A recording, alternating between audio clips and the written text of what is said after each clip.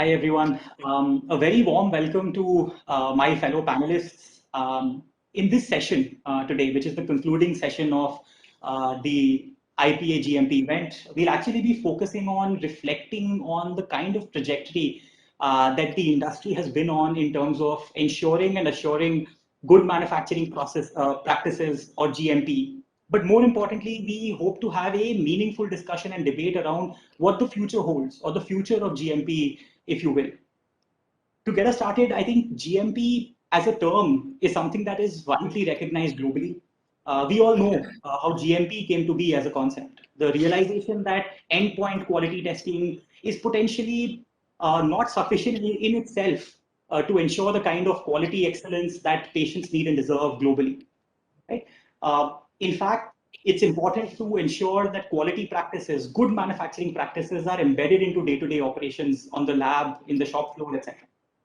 Over the last decade, we very well know our understanding awareness globally has been evolving and has been increasing over the period of time through regulations, guidelines, whether it's the ICH Q7, whether it's the ECGMP, whether it's the USCGMP, you name it. In fact, over the last couple of days itself, we heard some of the speakers talk about some of the future forward themes that are likely to shape how we think about GMP going forward. The adoption, increased adoption of digital analytics, automation, and quality, and the kind of impact it can have on quality outcomes. In today's discussion, I would love to explore some of these themes, these future forward themes with you in a little more detail and get some of your thoughts and perspectives around this over the next hour and a half. But before we get into the depth of that, just to get us started, I would love to go around the room and just get very starting thoughts, just quickly on what defines GMP for you so far, and what defines GMP in your opinion as you think about the future of GMP for the industry.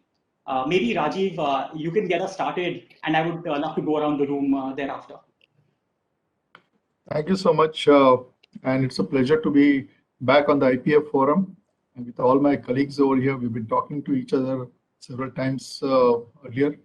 But yes, I would say GMP, I would still extend it as a CGMP, current good manufacturing practices. So I love that term. And this is something that I would definitely try to elaborate. One is it's more of consistency of the products that you manufacture. It's also about cost effectiveness in terms of your manufacturing processes, compliant to the regulatory guidelines. That's so important that every time you come out with some new guidelines from the agencies, you should be able to make sure that your product, your processes are in line with those guidelines. And most important, maintaining the entire quality from the entire value chain of the process throughout the manufacturing, and that's something that should be ensured, and that's what I feel the entire CGMP is all about. Thank you. Thanks so much, Rajiv, for sharing your thoughts. Jilla, would be great to get your reactions as well. Sure. Can you hear me? Yes, Jill. So good morning and good afternoon to all of you guys. So first, allow me to thank IPA Group for setting up a great 3 days GMP training. And thank you for all the presenters. Valuable knowledge. So to me, to simplify it, GMP is applying continuous learning. And the past 3 days IPA, it was a great learning. So understanding end-to-end of our processes, from the material to manufacturing to release, and a post data analysis of our product, with understanding that what is the intended use of those products, and complying with our regulatory commitments, obviously, with whatever we have submitted to our agencies, our partners, and also making sure our internal established processes are followed with the high integrity, intention of what we commit with a high integrity and good scientific data understanding of our products and processes to make sure that we continuously improve our products, processes for end users. Remember, in our mind, GMP is intended for patients. So we shall never forget who is the end users, which is you, me, and our families. And with that, we really need to continuously keep improving our capabilities, mentoring, talents, people, training, monitoring, and continuously learn and to improve whatever that we have in our processes. So that is a kind of like a version of my GMP: high integrity, good people and talents, and continuous improvement in whatever we do. Great. Thanks for that, Jila. Vipul bhai, would you like to also add to what Rajiv and Jila shared? Yeah, certainly. And thank you, everybody, and thank you, IPA, for inviting, and good morning, good evening. I will reflect GMP in the same way like Rajiv and Zila mentioned, but for something philosophically, what I believe in GMP is no harm to the patient. So it's a philosophically patient compliance statement that there is no harm to the patient by the GMP. It also encompasses, Zila mentioned, Raju mentioned, according to me, there will be 5 P and T, like people, process, premises, product, procedure, and technology. So these encompass the GMP. Like what is the meaning of people? Like people, the adequate people, trained, having required skill set people, correct people are correct place, having effective governance structure. In the processes, effective process, easy to follow process, simplified process, and processes required for the activities which are well documented. The premises in the GMP, what I thought and my thinking and philosophy, like well thought premises, well thought design, well thought equipment in place for suitable process for to manufacture the product, and then manufacture the product for the sustained basis. Then coming to the product, the robust product to deliver consistent quality to meet the patient need. And then coming to the technology, enhancement for continuous improvement to achieve desired quality with less issues. So these are the some 5 P and T encompass the GMP to have the patient compliance in mind. That is what I think my definition of GMP. Okay, thank you for that. Ranjana, any thoughts from you? So I will add to what Sheila, Rajiv, and Vipul have already said. And I too agree, I like the C word. And I think it's important for all of us to remember it's good manufacturing practice. Practice means we never get perfect. We have to keep on practicing because the rules get upgraded, technology gets upgraded, people get upgraded, our medicines change, diseases change. So it's a practice that we have to remain current continuously. It's not latent, it's not static, it's dynamic. And in addition to everything that my very highly esteemed colleague said, I would also like to add the provider to the P's. So it's people, process, product, patient, provider, meaning the insurance companies, and the physicians. As we know, things are getting so tight for us that the provider has a huge say to which company is GMP compliant, which product is GMP compliant, and which is not. And we didn't think as much of the provider. Our physicians play a huge role in how we practice GMP on a daily basis. So I think it's a topic in itself. It's huge, it's wide, it's deep like the ocean, and it's not static. And I'm happy that we are discussing this, and Vishnu, I'm happy that was your first question because that is our foundation. Thank you. Great, thank you for sharing, Ranjana. Maybe to round it up, I know Indrajit couldn't be with us today. Dilkesh, would you like to round up also? Share your thoughts on what GMP means for you. How would you look at the future of GMP?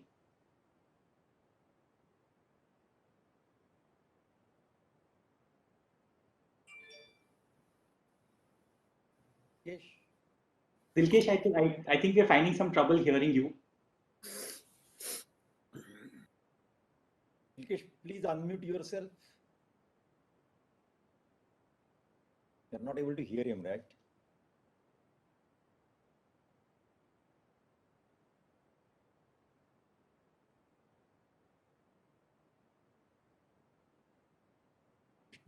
Let them clarify, or let them rectify the situation. I think we should move to the next question. Great. I think maybe Dilkesh, we will come back once we've resolved some technical challenges with your audio. The team is just getting in touch. But maybe let's move forward. Just to round up some of the things that I heard was ensuring consistency in practices as well as outcomes, ensuring leveraging data. We spoke about patient centricity or end user focus. We also spoke about broadening that to physicians, to providers. We spoke about learning and capabilities and talent. I also heard product and maybe adding from my end process robustness. And more importantly, that this is a journey. There is not an endpoint in itself, that we need to continuously keep learning, keep evolving, and raising the bar. Thank you for sharing that, everyone. I think that it sets the tone for this discussion beautifully. Maybe to take this forward, Belapuri, maybe you can share some thoughts of how you think about GMP and maybe take it forward with the first few questions for the group. I think before going into the future GMP, let us step back and look at it, what has been done so far by the pharma industry overall. You may be aware that before 1970, we were totally import dependent. All the products were coming from the outside and only Ayurvedic products were available in India probably. From that, now we are self-sufficient, not only for our Indian industry, but also we are supplying it to the international market. Currently, India is known as the pharmacy of the world. That I think everybody, it is most touted phrase in our thinking. It contributes more than 20% in volume as well as in the value to the global generics market. And they also say that every third product manufactured you consumed in US is coming from India. So it shows how much we are exporting it to the US probably. Or it is also said that number of US FDA approved plants in India are the second highest after the US. Number of plants approved are in India. More than 600 plants are approved in India by US FDA. More than 1,400 by WHO GMP and more than 250 by EDQM approved plants. So you can see how much progress we have done from the pre-independence days. Though it is all looks very nice, but recently last year, you might have seen the presentation by the US FDA investigator on the number of plants which are doing well in the FDA inspections. So India stands at something like 83% acceptable range. Though it looks very nice, number looks very nice. 83% is not bad in any case. If somebody gets 83% marks, it's very good. But it's not adequate because we have to compare with others. And if you compare with the others, China is at 86% better than us. Then the USA is something like 93%, while Europe is at 98%. So it also shows how much we have to go forward over the period in doing this over the period. So I have got two questions for my friends here. I will ask first to the Vipul Doshi and the same question for the Dilkesh. If he is able to speak, I am not sure whether he can do this. So question is, as you reflect back on your own journey over the last 3 to 5 years, Vipul, how would you interpret the progress made by Indian pharma on GMP over the last several years and the success that the industry has seen globally? That's the first question. And specifically, what are the 1 or 2 bigger achievements personally, which are your personal and which you are proud of those personally What more in your opinion needs to be done in this case? Vipul, over to you, Vipul.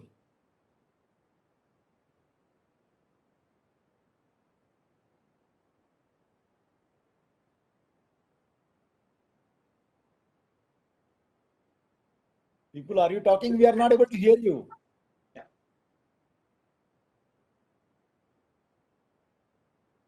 Thank you, Mr. Bellapure. And then I echoed about the Indian pharma company journey so far.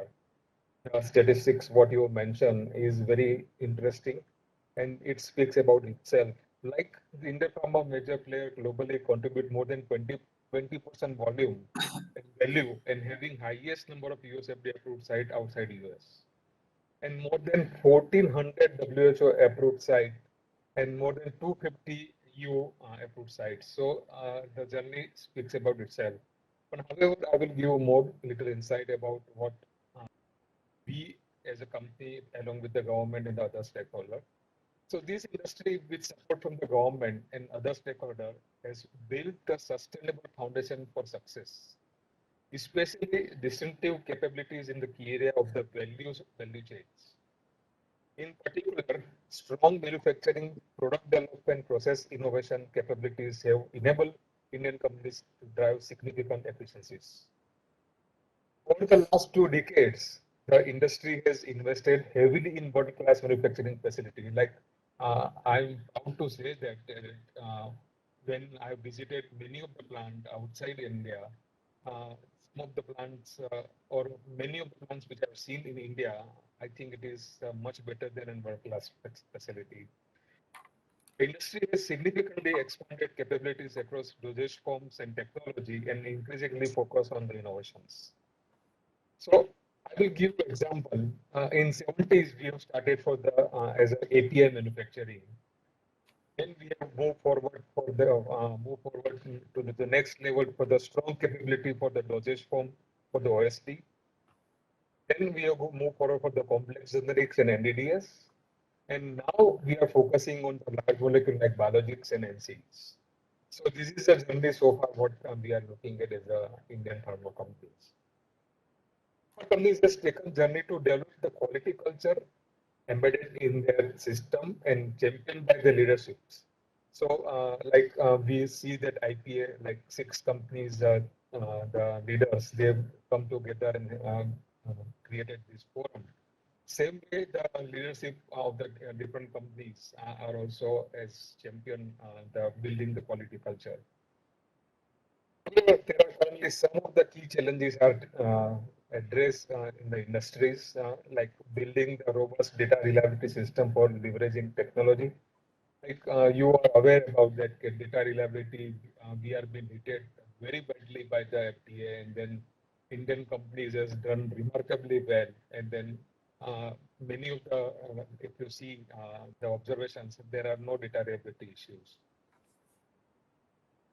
Understanding, upgrading the system and capability in investigation. So that was another area where we were the FDA's focus, and we were deep on those.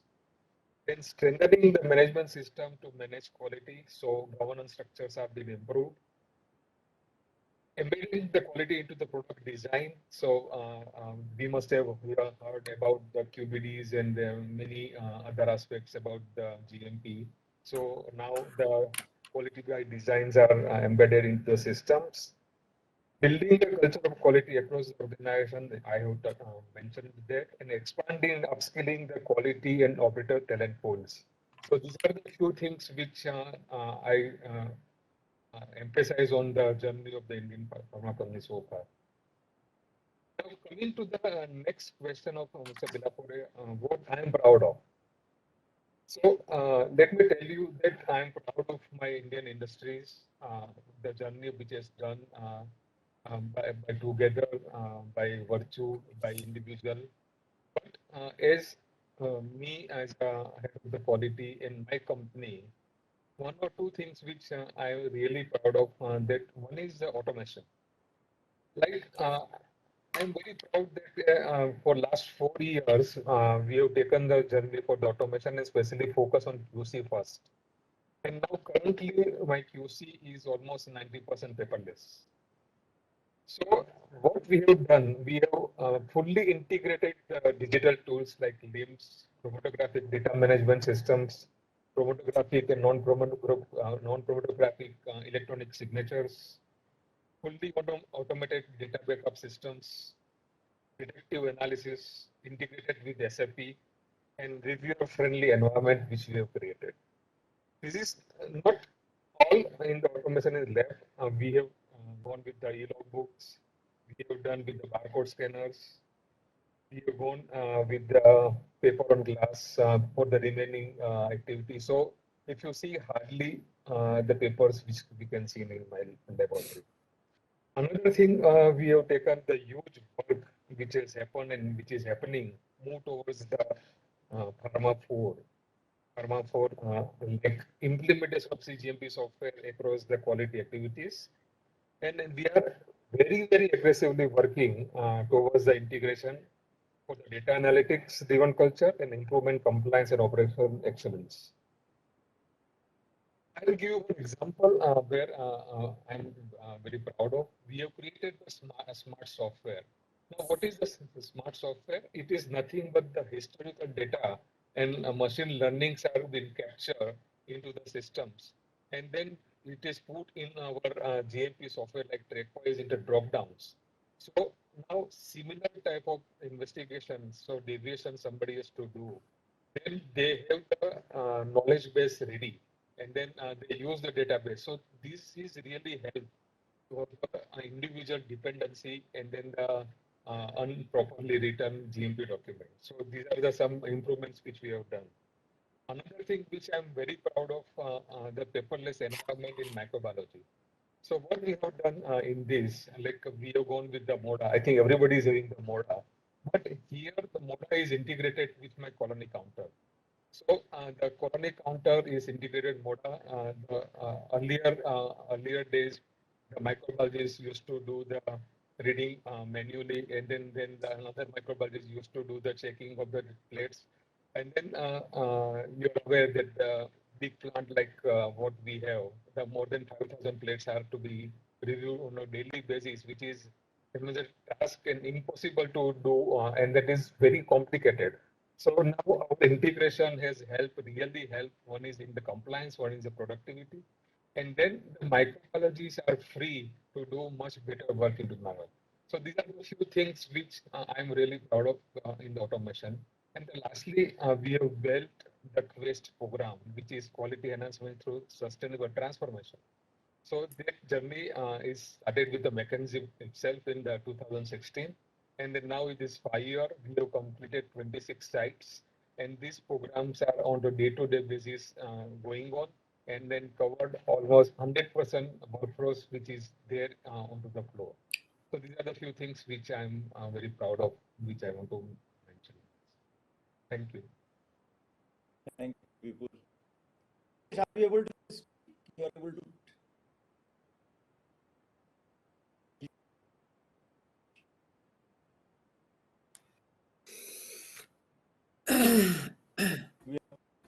Dilkesh, I don't think we're able to hear you even now.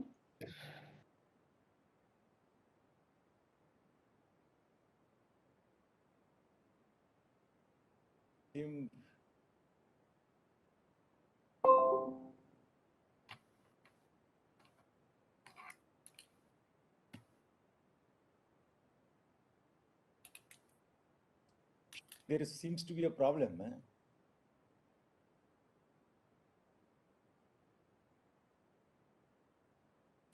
I think the IPA team is just messaging me. Dilkesh, if you want to try disconnecting your headset and seeing if that works.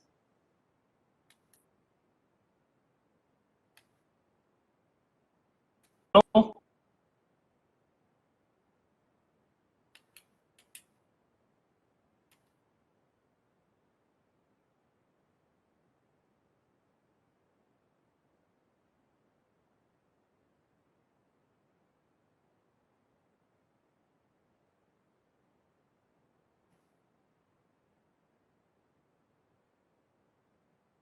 All right, everyone. I think maybe Dilkesh, apologies for this, but maybe circle back. And I've just notified the IPA team to get in touch with you to solve the technical glitches with your audio.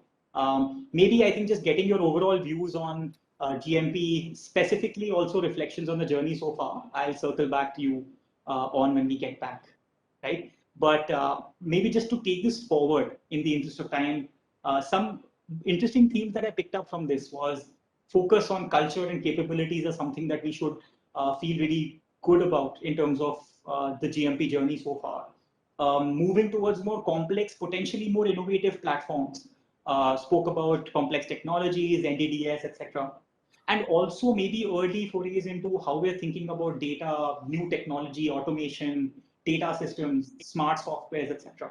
I think those are the few things that I heard are important as the group thinks about the journey over the last 5 to 10 years. That was very insightful. Thank you for sharing.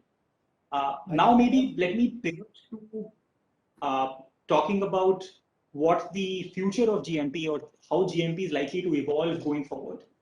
As we think about that, it is very important to first maybe talk about how the adoption of quality by design or QBD is shaping up across organizations.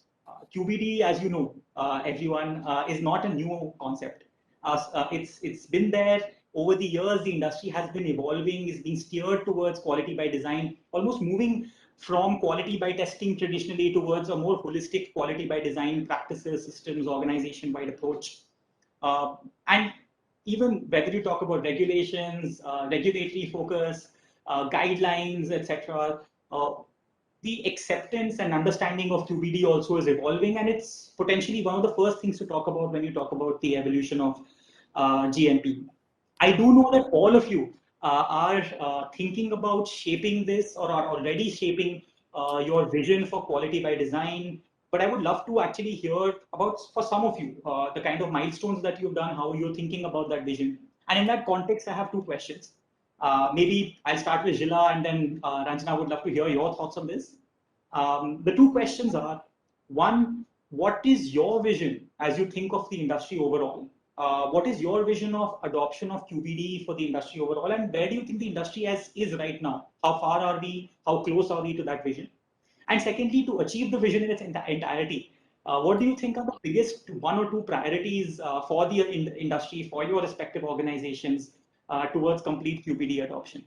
Would love to hear your thoughts on this. Zila, over to you. Thanks. I think that this is an excellent question to have a discussion. And of course, it may take days to really delve into this. But as you mentioned, the QBD concept and a PAT, the process and analytical technology, it is many, many, many years old. Maybe I'm aging myself. Almost 20 plus years ago, I started this, understanding this as a young quality personnel with Ejaz Hossain, Ali Afnan, those really the beginner in a FDA who brought the concept of QBD and PAT. And one of my old companies, we actually were part of working with the FDA at a time to understand the new concept. But let's understand what is really the QBD or PAT intended for. So really, basically, we're talking about creation of a mechanism to design, analyze, and control, right, your processes through a measuring a critical process parameters. And then based on that understanding of design concept, which is different for every company and every product, that is very important for us to understand that I cannot give you a template for 100 companies just to follow it. You really, the whole process of a QBD and PAT is understanding your product, your processes, your equipment. So first is complete knowledge of what you're working with. And I start obviously with all the excipients, APIs, your equipments, what you have validated, what is the input and output looks like. and obviously post-marketing, continuous improvement based on not only the 3 validation data or 10 first products that you produce, continuously really measuring your execution, because as Ranjan said, life is full of changes. Something that I designed and I produce in a generic world or any formal world 20 years ago, probably it is not going to look from the equipment, from your talents and people, from your management and leadership, from the regulatory concept, is continuously changing. So that's about understanding what is really QBD. Now, originally, many years ago, when I started learning about QBD, it was kind of like very boxy. You had to start from beginning to the end. But I think that even has evolved. Currently, the way that we at least look at QBD, you can design and understand segment of your processes or segment and redesign quality into it, right? So let me just now talk about Sun Pharma. I'm very, very proud to say that our management is very much involved in this continuous improvement. They really believe in it. Approximately about 4 years ago, we knew that to bring this concept into our company, we need some type of understanding and training. So many in the industry are aware this is not a confidential. We have partnered with a bunch of MIT professors, which are most likely they are not GMP expert. That's not what we were looking for. We were looking for the understanding and designing how to utilize our output analytical data, and also with understanding our critical parameter, PPK, CPK, CQA, whatever wordings you wanna, and our metrics that we have to understand the real issues that is causing continuous investigation, continuous OSS. So we started that, and when we started that, we understood very clearly that you need to create a group and a talent internally, because you can't just work with 10 external parties. They don't understand your product, they don't know your processes, they don't know your culture, and so forth. So the first thing, it was dedicated. So we created the groups, we created a goal, right? Percentage wise, what do we want to do? We created designated group, which we call it COE. I'm in meeting, sorry. You want to bring the yoga day? Yeah. I'm sorry. Go ahead. Okay. By creation of those certified personnel, and that was cross-functional, creating the goal and understanding as what our goals are, then creation of a metric, and then monitoring that on a monthly basis for the past 4 years. Every 4 to 6 weeks, our CEO, our MD, gets on a call for 3 hours for this program. So you create a culture of importance from a top down, right? And giving the people the talents and training. And plus, we dedicated these people, because you can't expect individuals who are doing IPQA in a daytime, in a nighttime, to start working on your process improvement. So dedication is very important. And then rewarding those people, and obviously creating this culture, and expanding it, and continuously learning from that process. That was from a product robustness, and we started with our APIs. Now, in the past year or so, we initiated this QBD or PAT or whatever you want to do on our analytical methods with the view that why do we have so many invalidated OSs? That is a conversation for another meeting for 2 days, right? And really understanding what is the invalidated OS comes from, because human error has a reason for human error. And we have found out, and we have seen in the past 12 months, a number of invalidated OS has decreased by almost 30%. Now, to begin with, it wasn't that big, right? Although the way that FDA has described invalidated OS numbers sometimes scare people when you see 80%, right? Or 50%, because if you have two invalidated OS versus 4, that is your 50%. That sounds huge, but per number of samples may not be huge.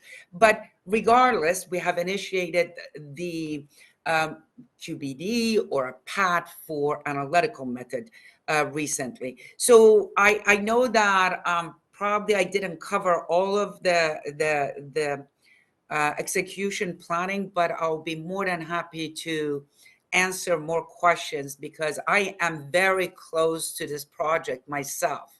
And I review with all the sites, all the COVs, and our consultant group on a monthly basis to monitor this program. And I have learned a lot of things myself as a black belt. So turning to Ranjana, so maybe you can add your experience. Very good. So Vishnu, what I love about this is, we're all colleagues and we're all doing the same thing. Our paychecks have a different name on it, but basically we're all doing the same thing. So I'll pick up where Sheila left. So quality by design, as Sheila mentioned, is an old concept.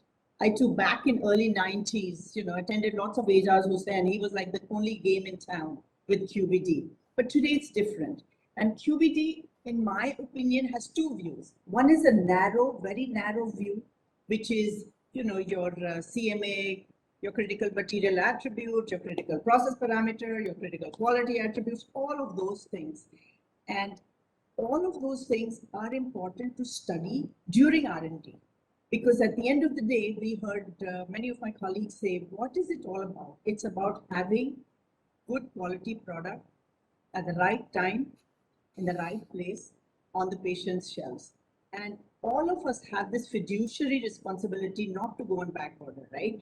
And how do we prevent that? We prevent that by having consistent supply. In order to have consistent supply, we must know our process very, very well. And we all have, I would say, we separate out into legacy products and into new R&D products. New R&D products, I mean, it's high tech, it's complex generics, we know a lot more today than we knew 20 years ago. And I think it's clear in, I would say, most of our companies in the industry where we have this angst with the legacy products, because it wasn't studied with the principles of quality by design.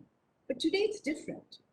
There's lots of data on the FDA website if you want to go. In fact, there's a whole application and ANDA that somebody has kindly put 170 pages. And if you want to know all the details and how to do it step by step, I encourage you to go to the FDA website. And you will see where this company has studied, and that's what QBD is about, is all your process parameters. What is my blended type? What is the order of addition? What is all the details? Then you go on to your timing, your RPM, your mill type, so on and so forth. I'm actually looking at this document and just quickly verbalizing what I see, but I want the listeners to know that this is available on the FDA website. It's QBD IR tablet module 3. Extremely helpful if you want to go and introduce this in your own company. And then you understand what are the material attributes of the input material. And my friends, it's extremely important for us to understand this and understand the process steps. And At the end of the day, quality attributes is what we measure. Is my content uniformity okay? Is my blend uniformity okay? Is my assay okay? Because all this will be okay only if I have studied the individual parameters, whether it be your glidant, your lubricant. API we all study, we're all champions at studying the API, but there is a lot more to study besides the API. So one is forward-looking, which is the new R&D products. And then the other one, unfortunately, we all have to deal with is the legacy products. Now, if you're going to say, how do I deal with the legacy products? Look at, and I think Sheila touched upon it, is look at your process capabilities, look at your trends. You have a significant body of data. And can I look at individual parameters and look to see where is my process not as robust as it can be? So connect the lab to the production flow. And I think it's important to also mention is in our own company, we should not be looking at lab incidents separate from the manufacturing incidents.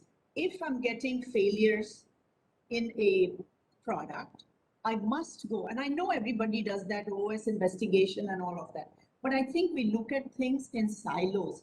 What I want to encourage all of us is look at the holistic view, bring it all together. Even though something is validated, 3 batches, excellent. Tali, 10th batch, 20th batch, you know, that's our reality. And we have to build for this reality because we may have control over our equipment, maybe our people, but we don't have so much control on the input material. Even though you have a good supplier certification program, I bet you there are some things that your vendor does that we don't know about. They've changed. They've changed the site, they've changed particle size, they've changed something, they've changed surface area. And our tests are not so discriminatory. So I think quality by design is at the heart of our operation. And none of us can do enough to study our process. And it's a continuous process. It's, as Rajiv said, the C, as I mentioned, is the practice. And in between, all my colleagues have said it very well. And Vishnu, you have to stop me because I could keep talking about QBD. I mean, there are seminars for QBD for days, right? And you want us to summarize this whole holistic approach to product robustness using QBD as a tool and all the fancy words, you know, CPP and CQA. You can make your own acronyms. But at the end of the day, my friends, it's what's my input and what's my output. We don't want recalls. We don't want FARs. We do them if we have to. But can we build our process in such a manner that the product will meet the last date of the expiry date period? Vishnu, thank you for allowing me to speak. And you can tell me if I have more time, less time, you can give me the cues. You know, when we were physically there, somebody would show the 5 minutes, 2 minutes, or the yellow light would go on. So we have to rely on Mr. Collaboration. You and Vishnu to tell us with regards to time, because we are so excited about our topic. Thanks for listening. I think we're good on time, and thanks so much for sharing. I took away a lot, actually, and as you rightly said, it's not enough to spend 5 minutes just talking about QBD. It's a vast topic. I picked around themes around designing, design thinking, analyzing the right data, control systems. How do you work towards it? There's an element around culture that you build, the kind of dedication, focus around it. Ranjana, you also spoke about splitting it into also looking at not just R&D involvement for all the new products or relatively closer to home products, but also looking at what you called as legacy products. So thank you, Sheila, Ranjana, for sharing this. I know this is, I think, possibly like 10%, 1% of what you would want to say, and limiting yourself in the interest of time. So thank you for sharing at least that. Just one quick check, I think, Dilkesh, do we have you back? Am I audible, Vishnu? Yes. Big applaud for Dilkesh. Okay. Sorry for apologize for this problem. Actually, I am somewhere in the hotel, so could not able to have a proper connection over here. Dilkesh. So now let me put you into the spot, on the spot, right? Sure. be good if you could share thoughts on what defines GMP for you, and if you just reflect on your journey over the last decade or so, right? What are the 2-3 things that you're most proud of? What do you think defines the journey going forward? If you just think of GMP, and we've also spoken now about Sure. QPD, thoughts on that would be helpful, right? So over to you. Sure, Vishnu. Thank you so much, Vishnu. And thank you for arranging this panel discussion. And thank you, IPA, for inviting me for this panel discussion. So your first question was what GMP means for today and where you see in the coming future. So I just briefly tell that as per my understanding, what GMP is the designing your facility, system and processing into the manufacturing and processing of pharmaceutical product and devices in a way to ensure the consistency of the quality of the end product, and not only for a few batches or few product, but for all product in a sustainable way that ensure both acceptability of the patient and the efficacy and safety of the product. So this is the concept which I believe is for GMP. And you see the life cycle of the conceptualization differences from the decades in the 2000 to current situation. There are a lot of drifting into the automation and processing. So GMP is the applicability of practices which I see is that it is from the conventional unit stage wise batch manufacturing or end testing concept to semi-continuous or continuous manufacturing and real-time testing approach. So there is a drifting on the processes, and that is how the applicability of GMP we need to think in a different way. That is what I see into the future. So going forward, what I believe is that the process and GMP system needs to be much more sustainable, and believe that that can be definitely achieved by a lot of new technologies. There are a lot of advancement of the use of PET tools which can avoid the QC burden, QC testing, QC failures.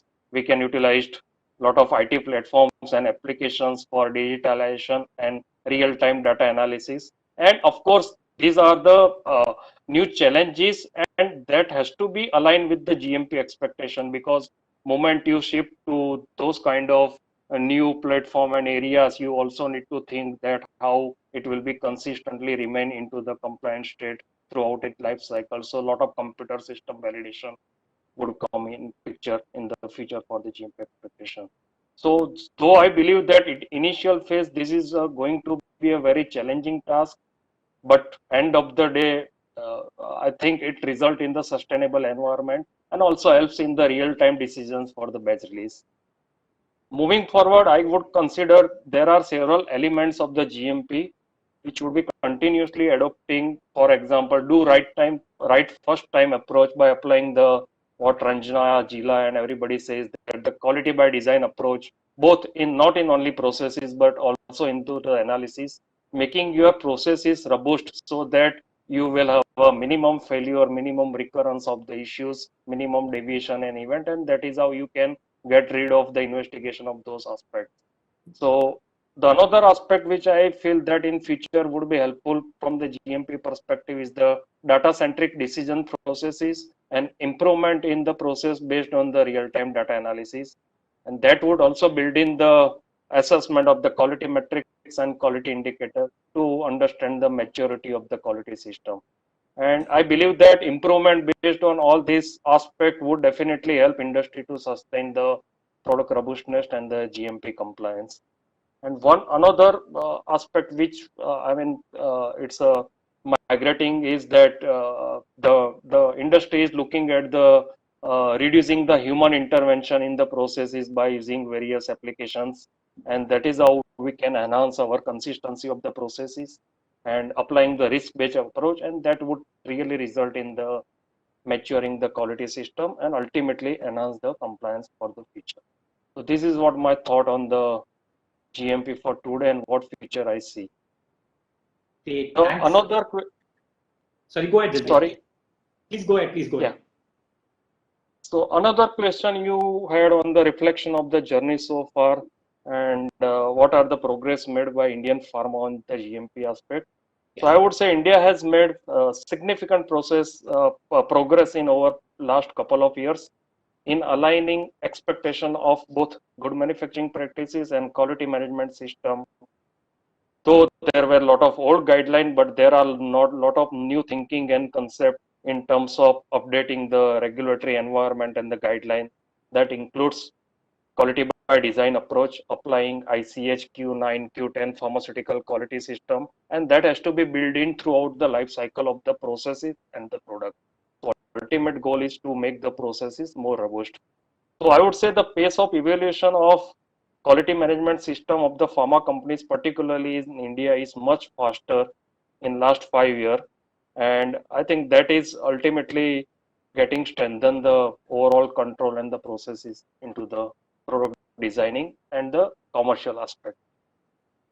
One aspect which I feel that as an industry or as a company we have come out is that we have done a lot of improvement on the data reliability aspect by enhancing the quality culture, or I would say by enhancing the overall approach by applying the Part 11 compliance and upgrading the legacy instruments so that the data security and data protections are in place. So I would say that as an Indian industry, particularly into the regulatory environment, as an industry, we have done lot effort and lot challenges we have taken, and ultimately we are in the very comfort zone, and that is evident by a lot of if you see last 2 to 3 or 483s or maybe regulatory observations, those are mainly I would say on the investigation aspects and not on the data reliability or the integration aspects. But yeah, there is a long way to go because GMP is always a CGMP, so it is a continuous journey. And by adopting the relatively new concept of continuous manufacturing, automation, digitalization, we'll end up with new challenges for the GMP. And at the same time, it would uplift the overall compliance status. Another aspect is like India is a bunch of, or it's a mix of small scale industry, middle scale industry, and large scale industry. There is both regulatory environment as well as we have a different markets, different laws. So aligning all regulatory standards and ensuring that the Indian GMP standards are also up to the global level, that could be one of the area wherein IPA as an industry we should consider. And as maybe Sheila and Vipul Bhai has told that investigation improvement is again an ongoing process, and if you want to have a sustainable enhancement, then we should really focus on applying various root cause analysis investigation tools so that we ensure that we are really achieving the robust processes wherever there is a room of improvement from the system perspective or the process perspective or from the product perspective. We can take appropriate CAPA and ultimately reduce the failures both in terms of batch investigation or in terms of any events. So this is what my thought on these two aspects. Perfect. Great. Thanks so much, Nilkesh, for sharing this. I'll actually pick out one thing that you mentioned, right? You also spoke about the kind of challenges that are important to for the industry to consider when we think about quality by design, GMP of the future, etc. Right? Maybe I'll hand over on this particular piece around how do you think about complexities that are inherent when you think about shaping the future. Maybe I'll hand over to Veerapaji to at least take that forward. Thank you for sharing the vision and journey so far. However, there are many structural challenges which, when we are implementing the QBD or the GMP, we are facing all the time. And few of them are known to us. We have got a very diverse portfolio, having lot of SKUs, number of SKUs. I think every company has got SKUs from 500 to, I don't know, 3,000 or 5,000 SKUs everybody is producing. And different kind of the products, dosages, as well as complexity in terms of the geography. We supply to the non-regulated countries, regulated countries, semi-regulated countries. So those complexities are there more. In addition to there are manufacturing complexities. We are looking at the products which are complex products, difficult to manufacture product, difficult to develop the products. Also now newer large moleculars like biosimilars, also cell and gene therapy, vaccines. So there is a diversity, totally diversity in manufacturing and complexity. So in addition to these challenges, there are other challenges we should think about is adoption of new technologies. We are talking about digital technologies. Somebody has referred just now about digital technologies to address these complexities. Also developing a future-proof talent model in pharma operations. So I have two questions related to this. And I think we should ask this question to Rajiv, who is sitting idle for a long time. We should ask him some questions so that he comes onto the... So first is how are your respective organization addressing these challenges? Are there any learnings for the broader group here today? Second question is, are there any other structural challenges other than what we said that you believe are important for this group to recognize as we talk about the future of GMP and QVD in pharma, Indian pharma? Rajiv, please go ahead. Thank you so much. I'm not ideal because I get a lot of input from all these discussions, and it's actually just giving us a lot of ideas about what I think everybody's on the same page. But you are right that there are complexities are there, but the most important is we are all excited to have adoption of technologies, and we are always looking forward to that. I mean, it's like nice to talk about it. Everybody is trying to say that what technology implementations are going on at individual companies. But most important is we have two things. One is the legacy products that everybody talked about, and can we transition from these legacy product technologies to the new technologies? And that transition is quite painful. First of all, we have the fear whether it will work or not. And secondly, how would we be able to convince the regulatory agencies about the transition from the legacy technologies to the new ones? So these are the things that we ask. And I'm sure that every company, when the first discussion happens, there's always something at the back of their mind, like how will you be able to convince the regulatory agencies when they ask questions? And that is the fear that everybody has. Secondly, there's a resistance to change, definitely, because everybody's comfortable in their own zone, saying that it has been working well, but what will it bring it as an advantage for me? And as I said, the fear of failure will always be at the back of their mind. What will you do if it fails? Because I've been working on this technology, on the existing one, the last several years. And it's okay, sometimes there have been failures, but I've been able to accommodate these failures also. But will it really help me to reduce my failures given my consultancy? Because everybody who brings in these technologies are trying to experiment on the companies, saying that some company in the remote corner of the world introduced it, so you should do it. But it's not like taking the technology from one place and just putting it over here. Every company has their own different processes to operate. So that's a big challenge. Secondly, the biggest concern now is cyber security. How are you going to handle this? And every company, whether it's not only the pharma industry, every industry is being saddled with those kind of issues. And are we able to handle it in the long run? What happens is that all my data gets wiped out. You talk about electronic data. If that data is not available later on, I have nothing to back up. At least in the recent times of the past, I would have paper-based documentation, which I can back it up. I can make copies. I can have some scanned copies. But what happens if my data, which has been generated with this new technology, is not able to get retrieved? And that is a fear that we have. And every time we have so many examples around the world where data has been lost and never been recovered. So these things will definitely be very important. And to top it up, I think we talk about these technologies. First of all, the IT infrastructure in our companies should be strengthened. I think that's the biggest challenge that we have. And if you don't augment those resources in the right manner, I think getting our technologies in the laboratories, in the manufacturing, will be quite difficult and difficult to implement in the current scenario. So I think these challenges are there. But overall, I would say that in spite of all these challenges, my experience has been quite good, and I'm excited about it because the youngsters who work with us are so excited to be part of this whole process of change. And as you know, everybody's on smartphones and they're technologically quite savvy.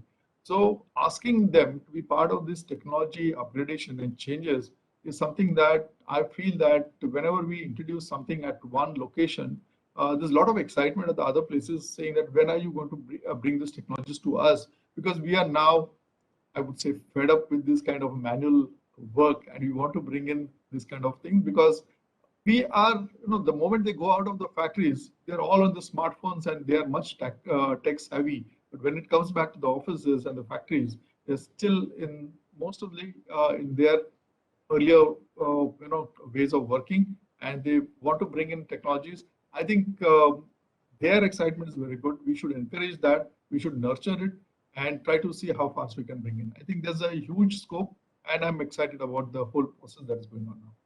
Thank you. Vipul, you would like to add something?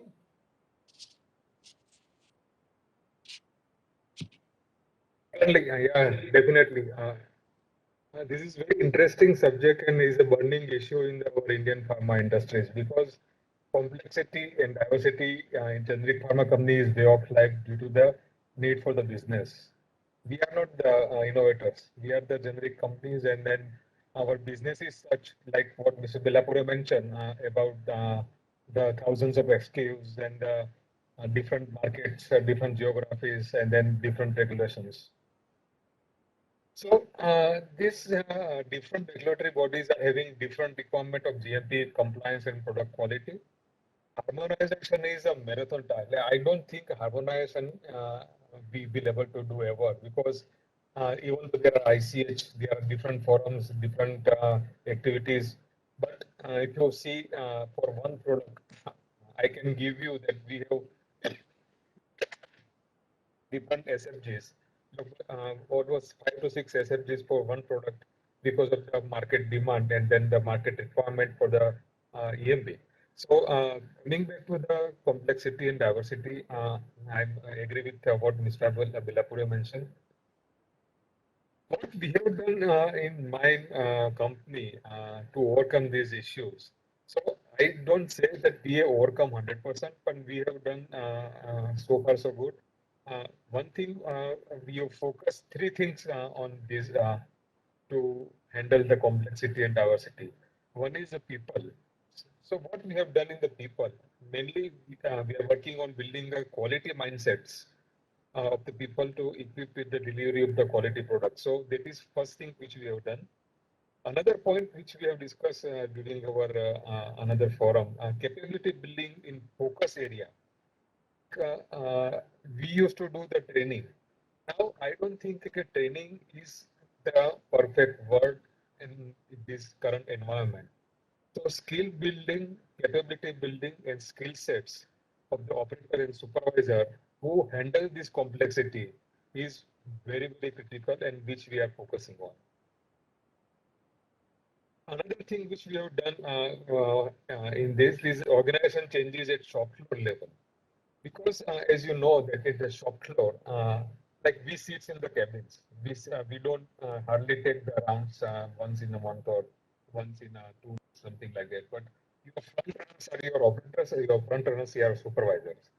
So if you don't encourage them, empower them, and you don't do the proper organization changes, I don't think that this complexity can be handled effectively.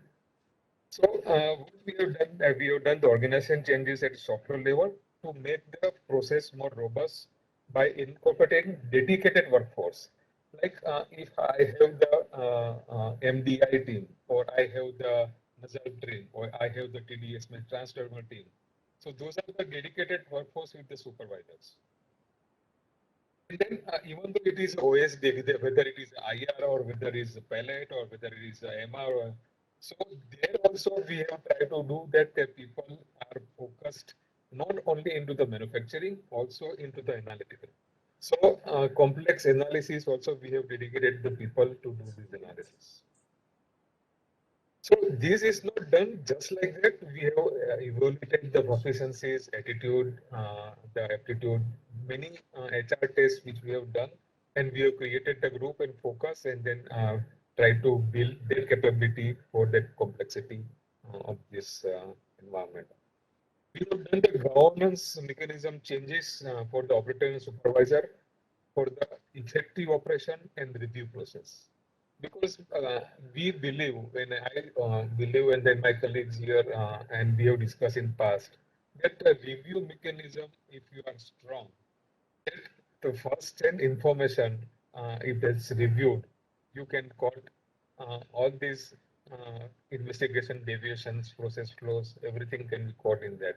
So we have done those type of governance structure change and mechanism. As I mentioned, we have done the skill enhancement for the activities required to perform complex logistics forms. And focus area are involved in with the help of external agencies in on-the-job training for the life cycle management.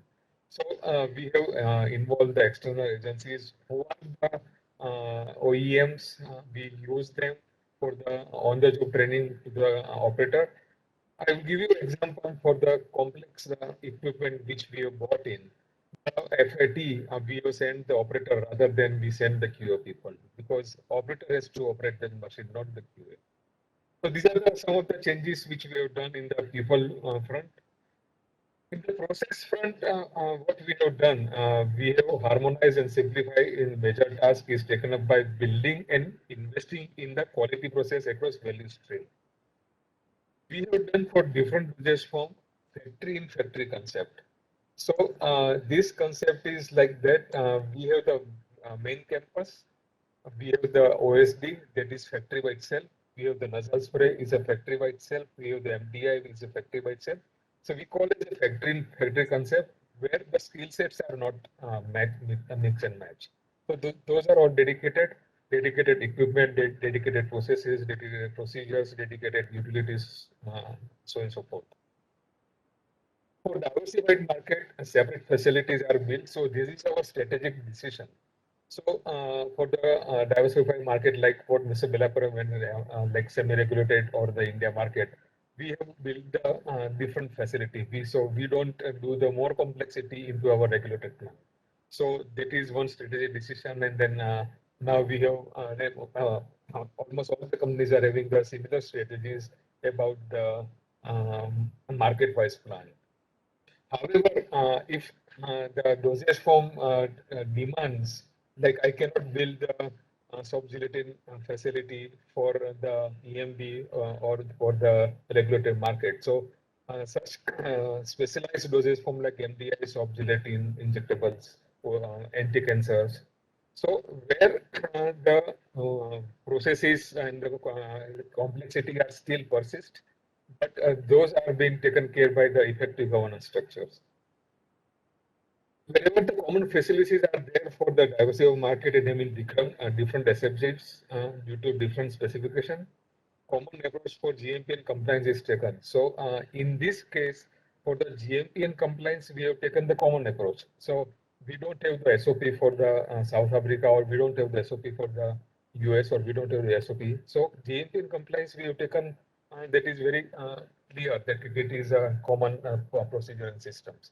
But however, the product point of view, like QBD's design and everything depend on the need for the market. Like I will give you the, even though there is one RL data, BAB requirement for the one product is different in different market. So accordingly, we have the impurity profile requirement is different in different market. The particle size requirement is different market. So all this complexity is built in our SFG coding systems, and these are done with the proper tools by the planning tools, the SFP tools, and another softwares. So another thing which we have done that embedding quality into product life cycle, like design to delivery in the each dosage forms. That is the concept which we have built in. To monitor these, we have implemented very effective stage gate reviews. So I give more emphasis in stage gate reviews. As I mentioned, review is very critical for us. So we have embedded the stage gate reviews from design to delivery. So each stage where it is designed for the which market, which product, which specification, which viability, which clinical points. So all these are being reviewed at different time point, from the design to the scale ups for the engineering batch to the final batches. So likewise, these stage gates are done. In these stage gate reviews, the suitability of equipment, availability of the scale manpower, availability of the vendors, availability of the API. So all these are being discussed, and then all the issues are being taken care before we do the exhibit bench or the commercial scale batches. We have another drive which we have taken with the McKinsey recently, which we call as a simplification drive. So in this, McKinsey is our partner, where we have focused on the process. We have taken the simplification of the SOP and its harmonization. We have taken the effective planning and work allocation tools. We have taken the proper person at proper place with the help of software. So I give you example that if my operator is not trained to do the pellet manufacturing, my software is not allowing to use those equipment in that particular area. So proper person at proper place with the skill sets. Reduction in non-value adding activities and manpower, automation of the processes, reduction of paper by introducing various software. Like I will give you the example, we have recently implemented the Clean software, CLEEN, and I suggest everybody to look into for the cleaning validation. So it's such a user-friendly software that the entire checklist, which is we have built based on the FMEA criteria, this checklist is built into the Clean, and it gives the one by step with the visual aids to do the proper work. So some of the these things which we have done in the simplification drive in the processes. And another thing which we have done for this complexity, we have done the technology enhancement. Like during the design space, we have used, everybody is using, and then Ranjana and Zila has mentioned about QBD. So there are the softwares which are available. People are using different software, and we are using also the software for the design space identification, for the effective execution, scalability, and robustness. So this scalability and robustness is a critical point, which we are really see that the complex, like what Mr. Belapure mentioned, the simple dosage form and complex dosage form, the similar processing system. So scalability is a criteria which we are really looking at when we are doing all these stage gate reviews and then risk assessments. The equipment for its suitability. Sorry? I think we are a little bit short of time. We have got only now 15 minutes probably. And okay, so thank you very much. I think very elaborately you informed us. So I think Vishnu, can you take it next question? So no, but Vipulbhai, Rajiv, thanks so much for sharing. I think some of the things that I picked up, right, and again, this is a topic of complexity. I'm sure just this discussion doesn't do justice to, as I can imagine. What I picked up was talking points around how do we adopt technology, right? Shifting off from legacy systems, resistance to change. More importantly, how do you think about cybersecurity as one of the important imperatives for the organization, for organizations to think about going forward? On the other side, we also spoke about how do you think about the entire people, processes piece, governance piece. How do you think about simplifying operations, etc., to be able to usher in the new era of GMP, as it were, right? So thank you for that. I think a lot for us to chew on. In the interest of time, I did have two important topics to cover, but maybe instead of going deep, it'll be good to get quick reactions from the group, right? I think the first, we mentioned it in passing, but it's important to think about how do you unlock organization-wide collaboration, and when you think about quality by design. Especially, I mean, not just limited to say quality and manufacturing, but beyond, right? So starting from R&D to your MSTG, MSATs to even commercial, post-market, etc. Right? Just quick reactions, maybe. I'd start with Jila. Any thoughts on what your vision or perspectives on that are? What of that we've been able to achieve, or what your experience has been? So thank you, and I try not to take a lot of time, but I really would like, when we talk about collaboration, I would like to give advice, personal advice, after 32 years of the industry. I advise our people, specifically in quality, be aware of that meaning of collaboration. Collaboration should not be abused for sake of doing what others tell you to do, especially for our junior people who don't have the absolute authority to speak up. I am very clear on that one. Collaboration doesn't mean do whatever everybody asks you. Now, let me tell you, and I get very passionate and excited about that word. So let me tell you how we are doing in regards to QBD concept, obviously. So collaboration starts with number one, common shared goals. If you put in the common shared goals for R&D, for analytical, for QA, QC, production, engineering, supply chain. So set up that common goal, whatever your objective is, okay?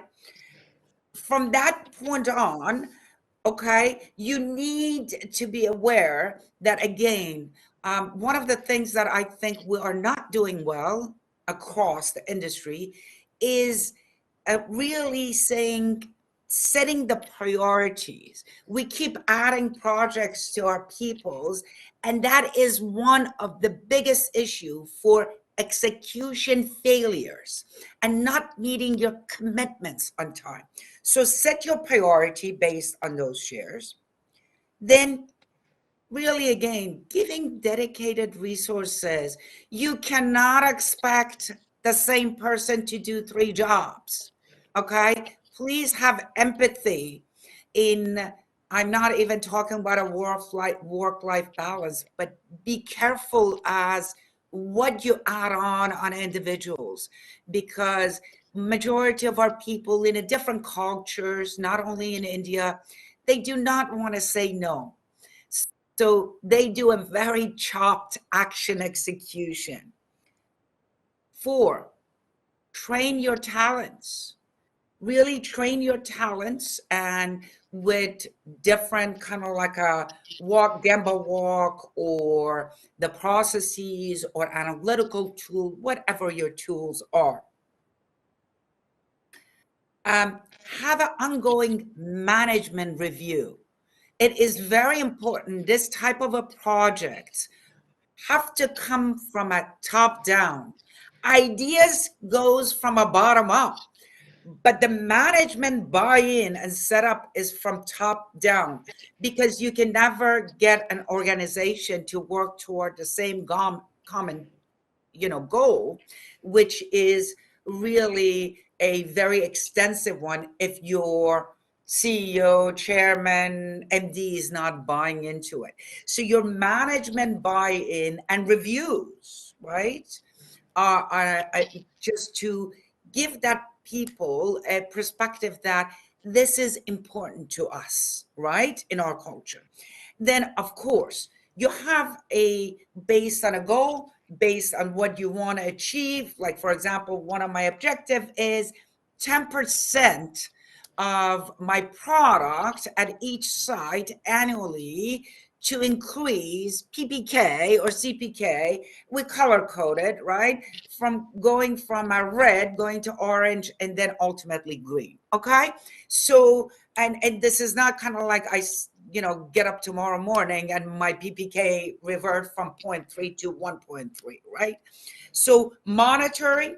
And then one of the most important things is learning from what has been done and reapply it, because we have been reapplying this learnings in a lot of quality by design to our new development processes. And we are actually monitoring and seeing that we have been able to change our old specification based on the data. And I don't know if our colleagues in regulatory colleagues in Europe and USA, FDA, are listening to us.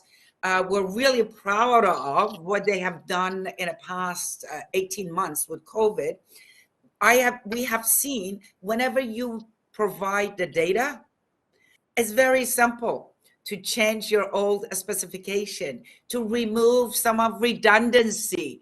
When they see the data, these colleagues in FDA, they listen to you. So we have seen a change of attitude. And so obviously, and then application of those new processes as it changes for our new products, which we have seen also, the duration of our submission application has decreased because you have a right first time, more of a CMC section and application. So again, collaboration to me is a set of shared goals, listening to each other, looking at your data, apply it, and not because I am your boss, I told you, so you have to collaborate. Let's have a clear understanding in our culture. I teach that on a daily basis with my team. Great, Sheila. Thanks so much. Again, very important topic. And at that time, I'll reiterate what you started with, and I'll borrow what Ranjana just messaged to us all in the chat, right? It's more about collaboration and not collusion. Keeping that in mind, how do you look at data? What are the kind of systems you set up? What's the kind of governance, top-down buy-in? Very helpful, Jila, to at least as starting thoughts and learnings for everyone. And because Ranjana, you sent me that message, this one is this for you. The second important theme that I picked up from our discussion so far, maybe quick thoughts from Ranjana, you, and then Rajiv as well, is digital analytics and automation adoption, right? In the interest of time, maybe helpful to hear two things from both of you, right? One, how would you say or articulate what your vision of digital analytics adoption and quality going forward for you, for the industry is? And the second, where do you think we are at now? What are some of the milestones that you're proud of in terms of adoption of digital analytics? Would be helpful to just for the group to hear from you. Ranjana, maybe you can get us started. Sure. So thanks, Vishnu. So this has also become a buzzword now. Everybody's buzzing with this digital, everything's digital. Sometimes I think people don't understand what is digital. But the way we understand it, I mean, digital, why do I need to go digital? Why do I need to automate? How is it going to make my life simpler? I think keeping that end goal in mind is, can I test faster? Can I mistake proof it? Is my compliance going to go up? These are the three objectives I have. And COVID has taught us, God forbid, if you don't have people, can I do it in absence of people or lesser, 25% staff? We all went through this. So these are some of the goals that we have in mind. There's one particular one that I want to share with the group, which we are very, very proud of. And it's now a couple of years old. And in our discussion today, as well, every discussion we talk about OOS, invalid, valid. So we came up with this tool with the help of McKinsey. And this is a tool, we call it the allocation tool. And using the allocation tool, we had to feed in a lot of data, products, what kind of products it is, what kind of robustness the product has, what are the failures. So everything about the product and what kind of chemist we have, everything about the chemist, their experience, the way they come from, the geographies. So all that soft skill and the hard skills about the chemist. Then about the supervisor, what's the span of control? Do I have one supervisor and 5 chemists, or I have one supervisor and 10 chemists? Because all of these individual components gave me invalid OS, and then I don't know the root cause. We all know it intuitively, but when we use this tool, it was mind-boggling, and I'm very happy to report that our success rate, I mean, we started with numbers, and now today we've gone down by 40%. And the credit goes to the tool, and it keeps getting refreshed, and we use it across Cipla sites. The tool gets refreshed because obviously people come, people go, products may change, supervisors may change, span of control. So it's a live tool, and that's huge. So taking care of my lab part. Now in my manufacturing, where do we want to go digital? We want to go digital with, can I have electronic batch records? These are again big words. When I bring in, and we've already got some in some of our sites, when you have electronic batch records, what are the other problems that we didn't think of? So today's solution may be creating problems for me tomorrow because the tool can come in very quickly. Your electronic batch record can come in quickly, but have I skilled? And I think Vipul used this word. Is it's no longer training, it's skilling, it's capability building. So while I have all these fancy tools, have my people been skilled to match it? Otherwise, again, I'll have new problems. Like we going into lots of tools in the laboratory, electronic records, electronic paperless. We all want to go paperless. But guess what? When we are paperless and everything is recorded, none of your assignable causes which we have today, they're all gone. Wrong pipette, wrong septum, wrong solution, wrong this, wrong that. So our world is changing in front of our eyes. Another one that I'm really looking forward to, not post facto analysis. What does this product look like? What did the CPK look like after 1 year, 2 years, 10 years? I want to know today. And these tools are already there. In my former company, we used this, and actually not 2 companies prior. So while I'm making the batch, how is my batch behaving? Can I stop the batch then and there? And that would be when we have arrived. Is then I have gained. Otherwise, I have wasted company resources, company money. I've already made the batch. What can I do with it? I can't do. I have to toss it, right? At the end of the day. And I also waste time in the lab. So the opportunities are huge, but the caveat that we all have to also take is, have we skilled our people at the same speed? Because my friends, 2 years from now, 3 years from now, we will be having sessions where the topic will be, in this new digitization world, automation world, what are the problems? And sometimes we can't even envision those problems. Agreed. So Absolutely agree. Right? Absolutely. We have to take it with a pinch of salt.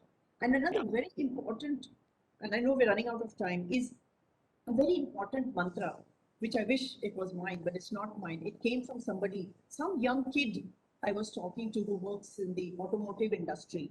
And they have a rule, which I absolutely love.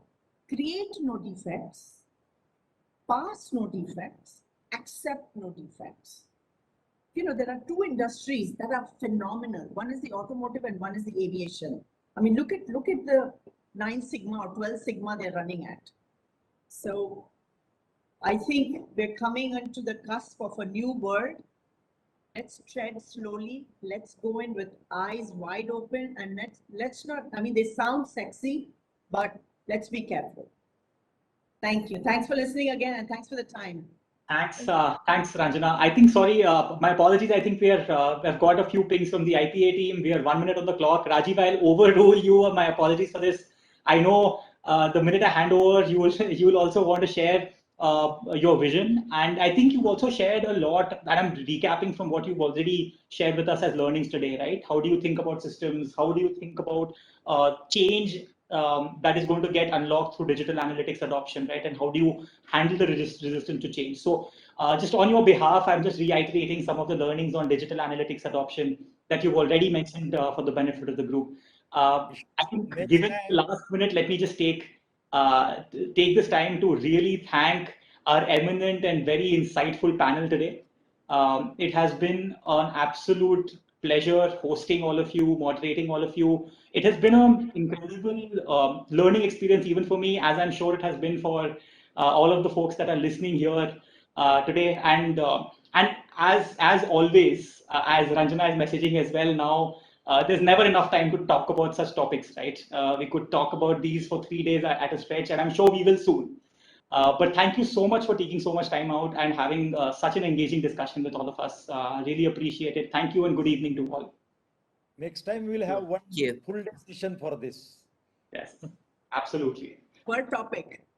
Thank you. Thank you.